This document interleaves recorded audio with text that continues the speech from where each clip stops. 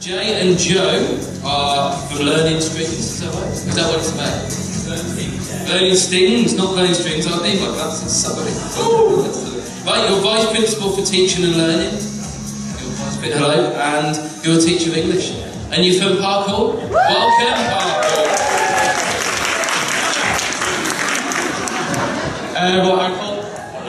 I apologise to anyone who's got a wasp or bee allergy. This is a kind of a buzzword we've been throwing around called learning things.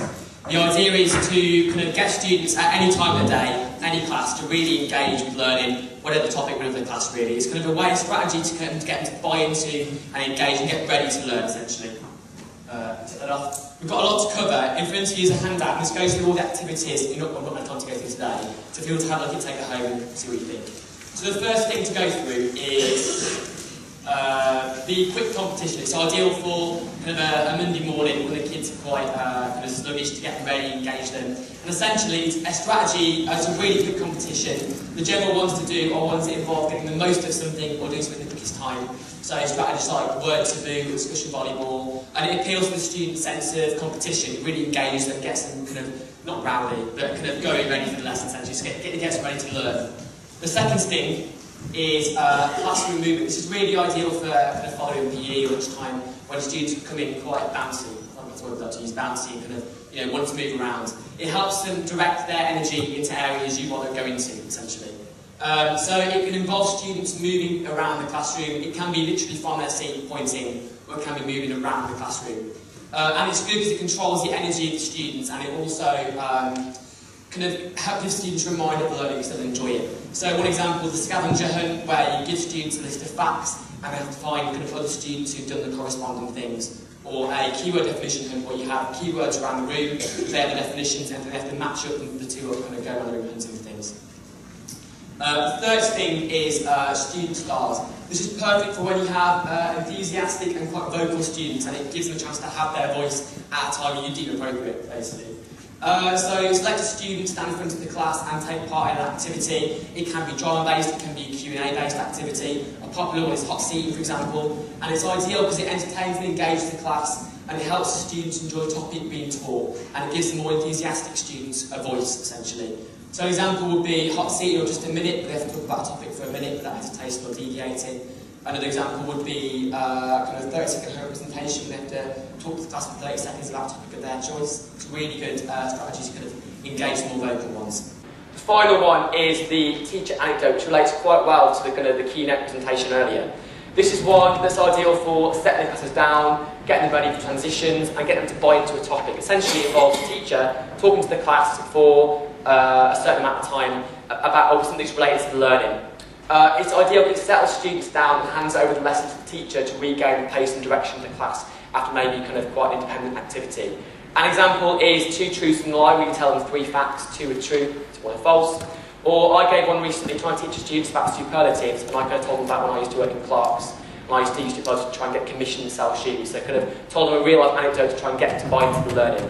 So on your handout, there are basically a variety of strategies you can use to engage a class depending on the time of day or how they're feeling that day, and it take very little preparation to do. If you have any questions, please email me and have a look at the slide and page. Thank you very much.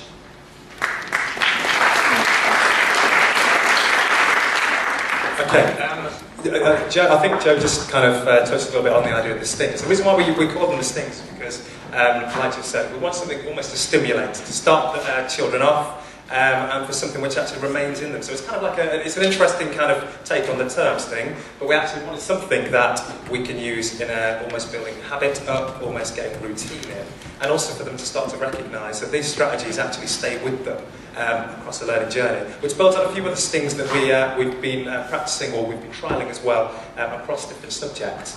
Okay, so the first one is answered on a postcard.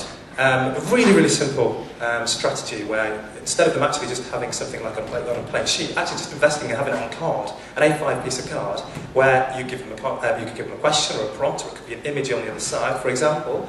One I did in censorship was one on the United Nations. You can choose to give as much information as you want on the one side of the postcard. You can choose to have them in colour, you can choose to have them however you want, but actually going back to the actual question itself, For them, whatever the prompt is on the one side, for them to write either a response, or it could be a mind map, or it could be a little bit of research. It could be actually on the answers on the postcard that they just have a questionnaire, or they ask their parents something about United Nations. It could be a discussion, it could be absolutely anything. It could be a picture, but something about stimulus on the one side, and then on the other side for them to write something which then can be used as a stimulus at the beginning of a topic. So before you even talked about United Nations, you could actually get them all, answer on a postcard next lesson. Here's your prompt, here's your stimulus. All take them. When they come back, again, it doesn't have to have, it's a case of a baseline. And if they've particularly got a certain area they want to look at or research, you can give them the information if you want on the back, so they can start to analyse, or you could give them a blank space for them to choose something themselves. The great thing about it being on a card also means that at the end of the unit, because they've all done their research, you can then, first lesson back, they can all switch the postcards, they can share the postcards, they can all collate all the ideas they've had, and then when it comes to revision, again they've got revision cards, and it's basically like almost like chucking the net out as to a baseline on a topic. So that was one of the things that we've been looking at as well. Okay, another one, which is relatively new, that some teachers in the school are trialling as well, is, again, little A5 cards, you can blow them up. I've done this from A-level all the way down to Year 7, so PSHE up to A-level and sixth form government and politics, is you basically give them their learning postcards. The prompts will have the visuals in a second, I'll show in a second, but you don't always have to explain those images. Those images for different children can mean different things, but at the beginning of a lesson or at the beginning of a topic, again, for them in those spaces to think about 4 different things they think they're going to be learning about, or you could have one lesson on a topic, and for them to think about what they think or imagine they're going to be learning across a series of time. So building on all the kind of the habitual stuff that Joe was talking about, as far as getting routine and getting them used to having these learning stings, one of them could be as well at the beginning, before you do those learning stings or a series of lessons, for them to think about what they imagine the learning is going to be about, what they think the skills are going to be about, what the competencies should look like, what the competencies could be, etc. You could, if you want to, they're based on blooms. So, as far as the image is concerned, it goes kind of in a circle from 11 o'clock. It goes around clockwise, where what they could do, you can choose to show them this. You could get them, again, when we're doing things like in politics, A-level politics in Year 12, we're doing things to do with the Prime Minister. I've got 8 seconds. The Prime Minister and the Cabinet. So as far as they're concerned, they can start to think about what they think they could use the postcards for, and at the end of the series, they then reflect on the progress that they've made and make a comparison between the cards.